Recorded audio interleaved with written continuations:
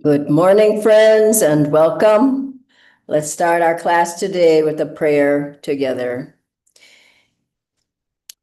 Heavenly Father, Divine Mother, friend, beloved God, great masters, Jesus Christ, Babaji Krishna, Laidima Shaya, Swami Shri Yukteswarji, beloved Guru Deva, Paramhansa Yogananda Ji, saints of all religions, we bow at thy feet.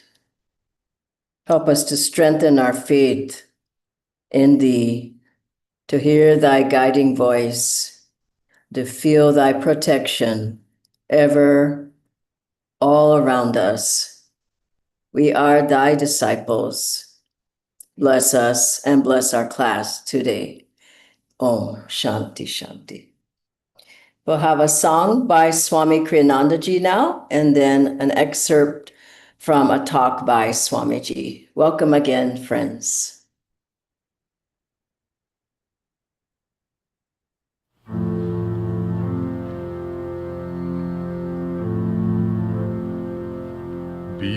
Behold all the wonders God's grace can bestow, if you but reclaim what you've given.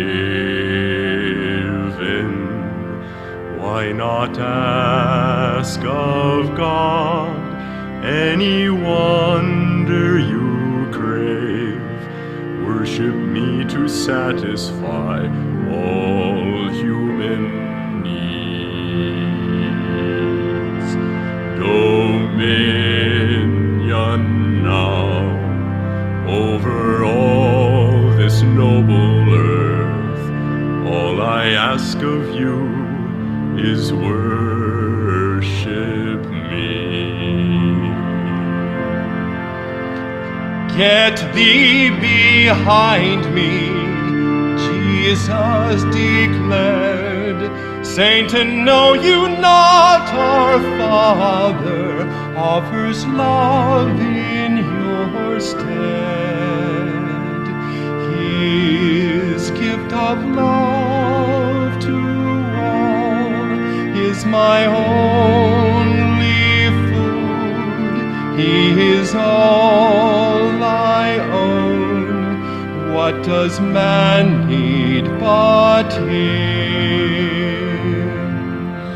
Then the darkness lifted, love destroyed Satan's power. Then at last the Savior could begin bringing all to God. For he taught them in freedom, wanting not in return. All he offered was perfect peace, perfect freedom of soul. God is all I love, He is all there is. Wise is He who says, I am wholly His. God is all I fear, lo, my throne of power, shaken by His love, was destroyed in that hour. Throughout all the world, a new spirit was born. Jesus brought to men's hearts hope for those steeped in sin. God is all I loved, He is all there is.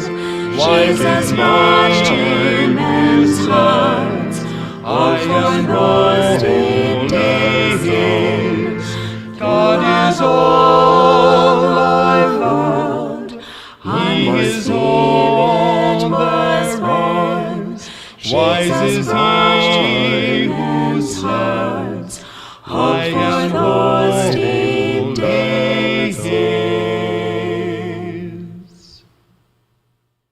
it first came out, publishers are not eager to publish things that haven't proved themselves. And his talk of miracles and so on, it made it very difficult to find a publisher for it. But that book has changed more lives. I've met so many people. I know sometimes in front of an audience I will ask people, how many people here have read the autobiography? About 90% raise their hands. It is a book that has made enormous impact, and not just in America, but throughout the world. The thrill of that book, I must have read it 50 times. It still thrills me. I said to Master when I met him, he said, "How did you like my book?" And I said, "It was the most thrilling experience of my life." And that is what it is. I also said, this to my discredit, "Sir, I found a couple of split infinitives in the book." And ever since then he jested with me and called me split infinitive. But it was beautifully written. And Tara was the one who edited that book.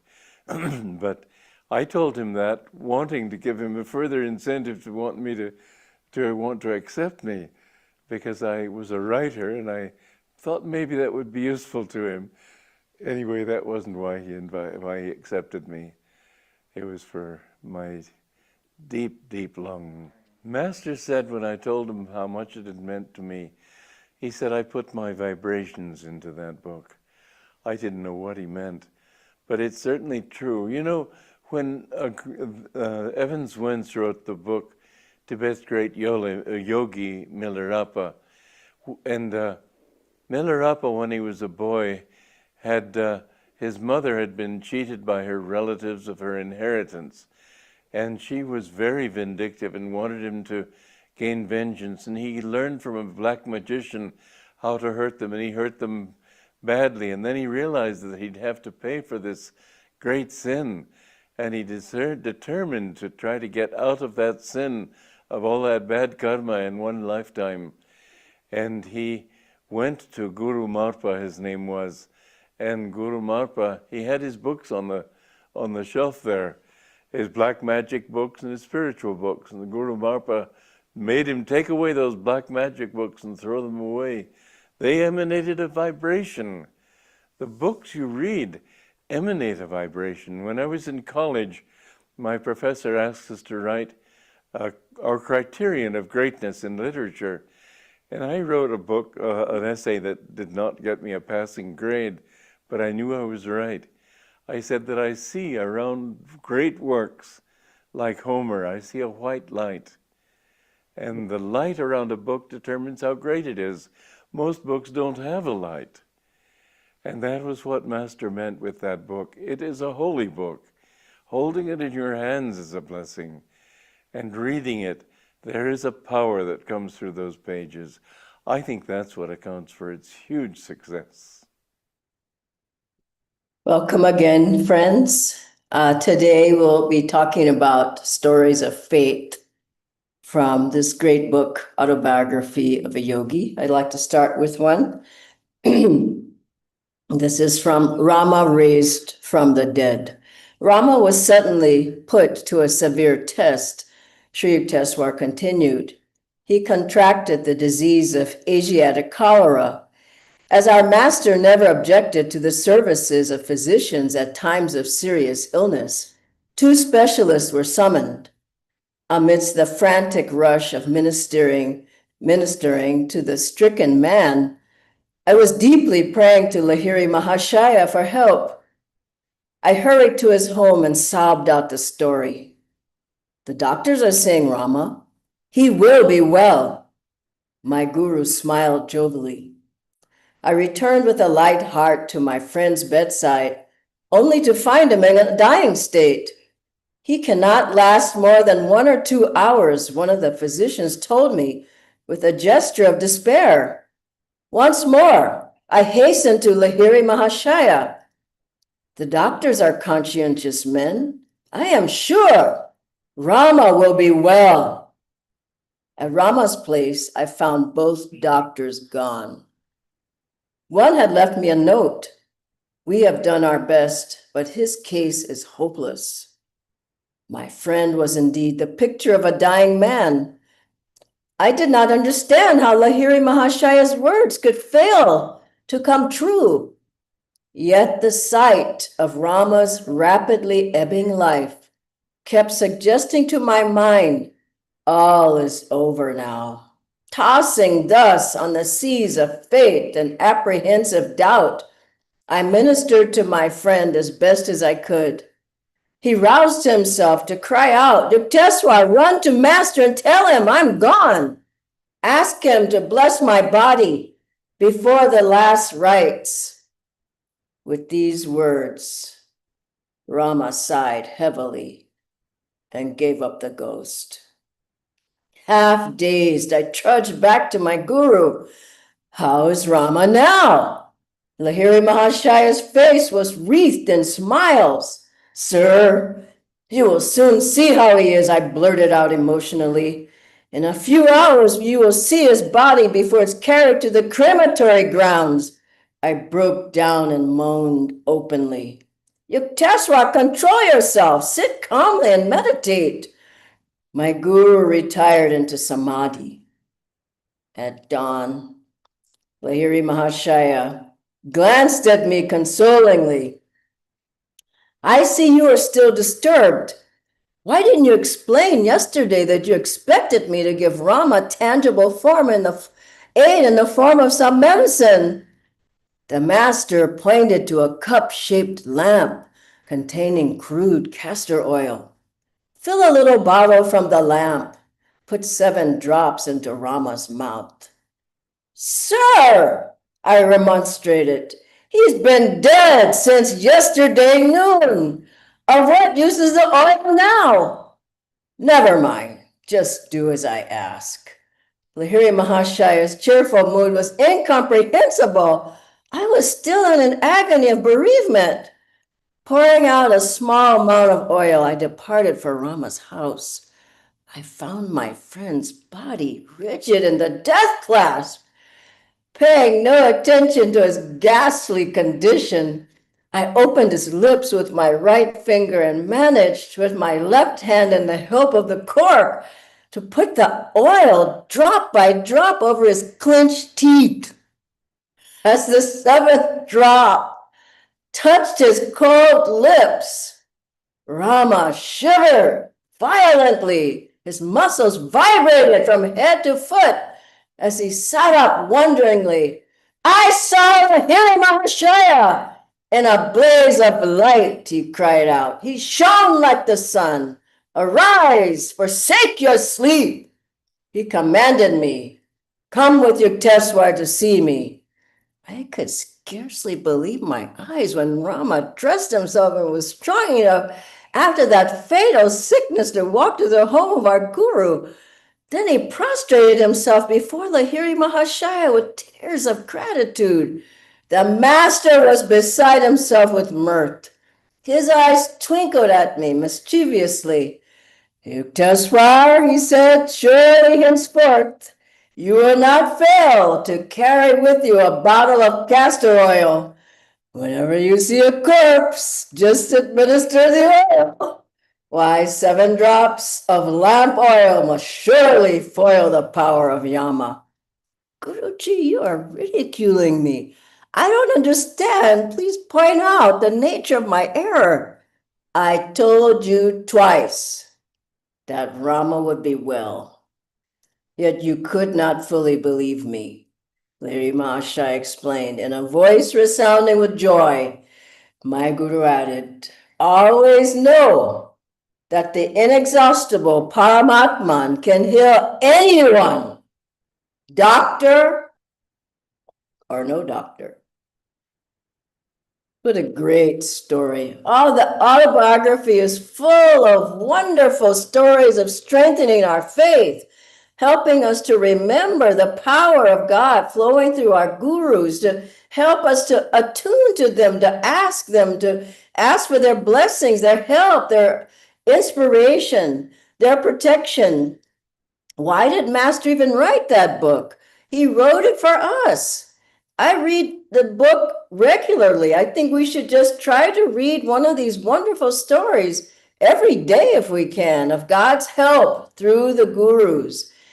As difficulties, all the difficulties people have with their finances, with their relationships, with their health, with their confused mind, with jobs, with whatever.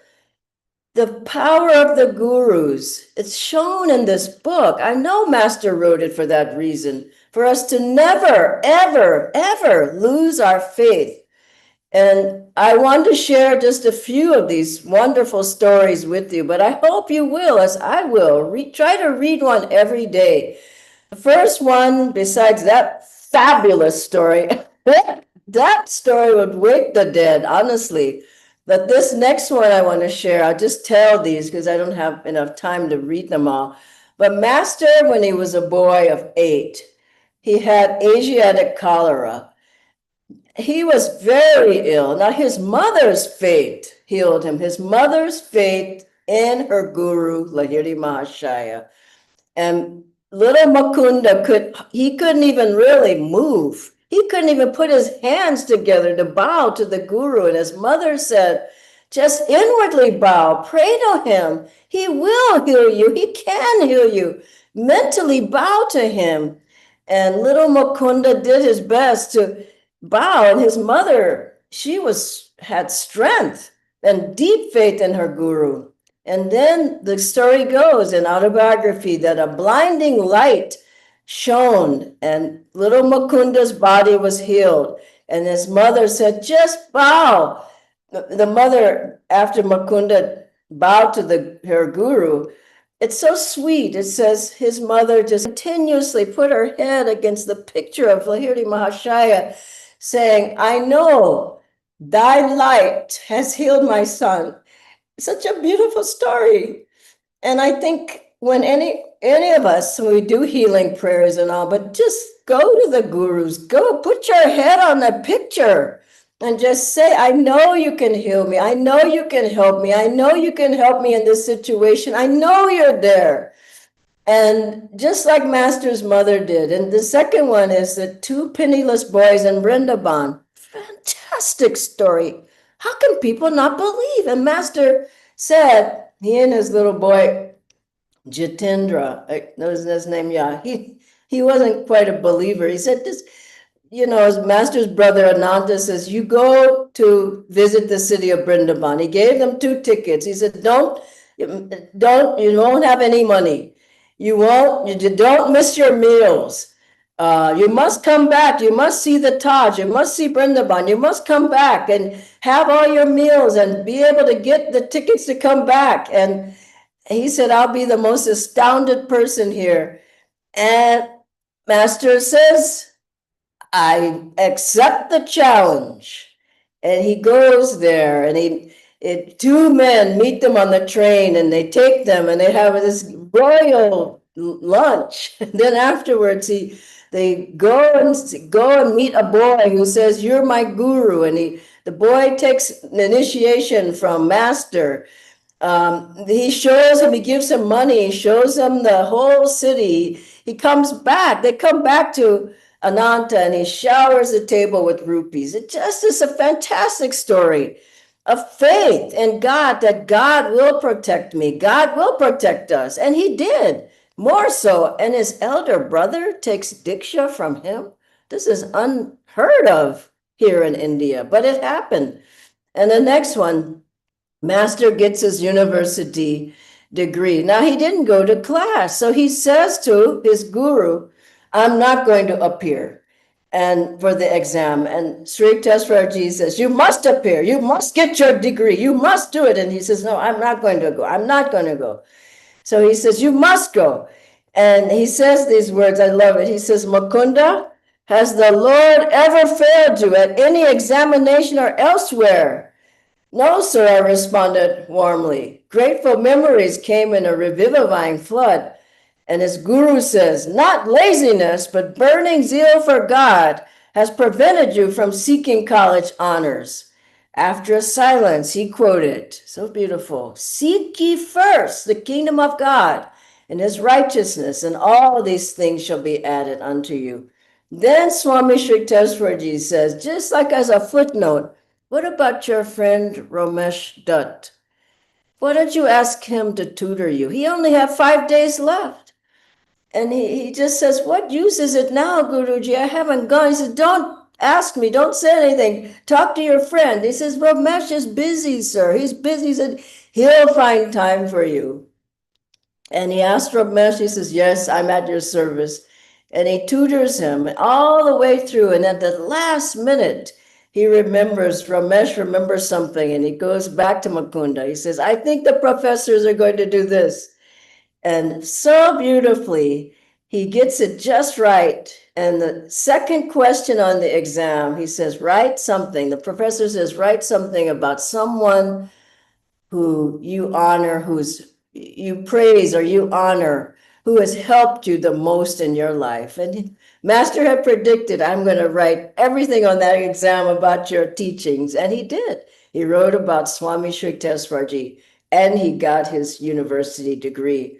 And finally, Master was going to the US. He didn't have a passport.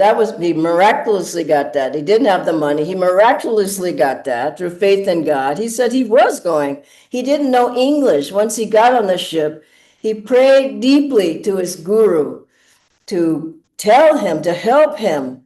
And he gave a 45-minute lecture in correct English. One of the passengers said, and just before he went, he said that he didn't want to get drawn into the American materialism.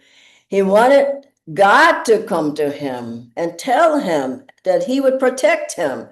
And it's so beautiful. He said he prayed and prayed for hours and hours, and he was so strong in his prayers. He said, I felt my brain would split at a certain point. And I kept praying and I kept praying. And this is people they just throw up a prayer and think that God has heard them. He puts you to the test. You have to show that you have faith in God.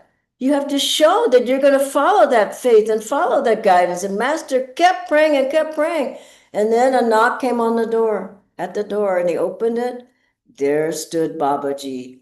He said, the Lord has heard your prayer. You must go to America. You will be protected. And then Master went to the US, of course. And so what does this say to us? That we have to realize, pray, ask, tune in. I was remembering when we went to Italy, I asked Swamiji, we first went, we didn't know anybody there. We didn't know the language. We didn't know what we were supposed to be doing there. Swamiji was going back to America. And I asked him specifically, what should we be doing? He says, tune in, pray, tune in to Master, tune in to Divine Mother. He was saying, have faith, but do your part. And the same here in India when we came. Swamiji said, it's not my work, it's not your work. It's Babaji and Master, they're guiding this work. We follow them. And what he was saying again, have faith that Master, that Babaji will guide us. And so that faith and that attunement, by reading these stories, by meditating deeply, by serving, by coming to satsang, by chanting, by all these things, strengthen your faith. And then you will know that God is with you. I want to close with one last, just short but fabulous story of when Master was at the Kali temple in Dakshineshwar. And he came with his sister and the husband who didn't believe in God. And she had asked him to change my husband's consciousness. So here's what the brother-in-law says to Master. I'm shortening the story by quite a bit. The man says, you little fool. My brother-in-law blurted out, you have been sitting there cross-legged and cross-eyed for 6 hours. I have gone back and forth watching you. Where's my food? Now the temple's closed. You failed to notify the authorities. We are left without lunch. The exaltation I had felt from the goddess presence was still vibrant in my heart. Master says, I was emboldened to exclaim, Divine Mother will feed us. Satish was beside himself in rage. Once and for all, he shouted, I would like to see your Divine Mother giving us food here without prior arrangements. His words were hardly uttered when a temple priest crossed the courtyard and joined us. Son, he addressed us, I've been observing your face serenely, glowing during the hours of meditation. I saw the arrival of your party this morning and felt a desire to put aside ample food for your lunch. It is against the temple rules to feed those who did not make a request beforehand, but I have made an exception for you. I thanked him and gazed straight into Satish's eyes. He flushed with emotion, lowering his gaze to silent repentance. Finally, Satish says, Beloved Devi, to his wife, I am happy beyond expression that this reforming scheme of your brothers has wrought a transformation. I'm going to undo every wrong I have done you. I am sincerely sorry that I have ridiculed your brother. Deeply, I will seek the Divine Mother from now on.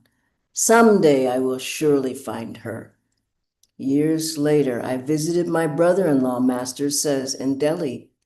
I was overjoyed to perceive that he had developed highly in self-realization and had been blessed by the vision of the Divine Mother. Om Shanti. I ask an attender to join me now on the screen. Thank you so much, Dhanaji, for the beautiful stories. Amazing, aren't they?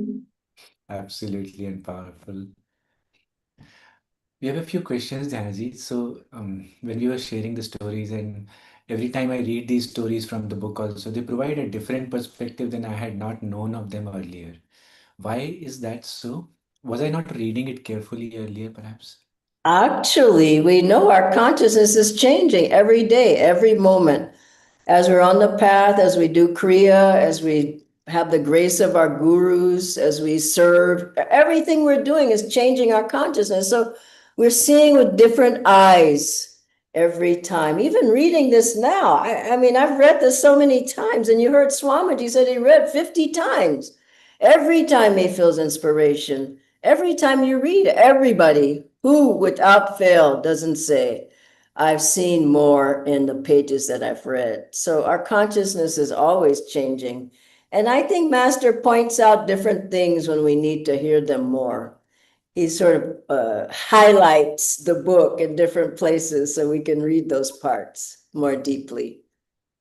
Wow. And Dhanaji, is there more to the book and the stories than the literary details? I mean, does the book also helps in changing our own consciousness? I mean, I would say right now my consciousness has changed from just reading those passages. Definitely. You feel inspired. You feel help is there. You feel faith. I think is what so many people are missing. These are stories of faith.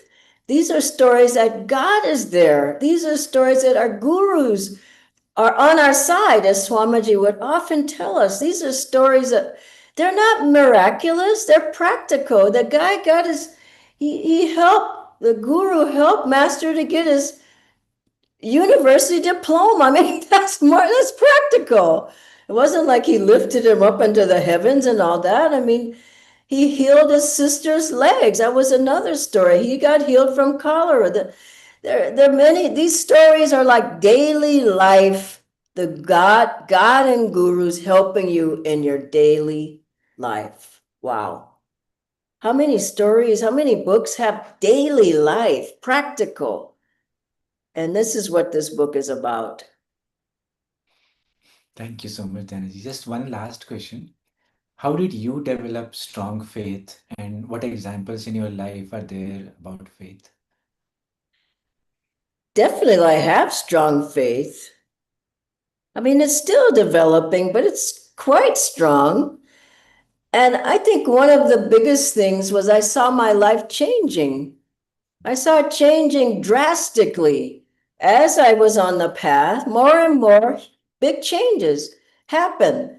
And my consciousness changed. My desires fell away. The attachments fell away. The old friends fell away. The things I wanted started being different. I want satsang. I want to be, like I was saying at a particular time, the reason I moved to Ananda is I had to be with those people.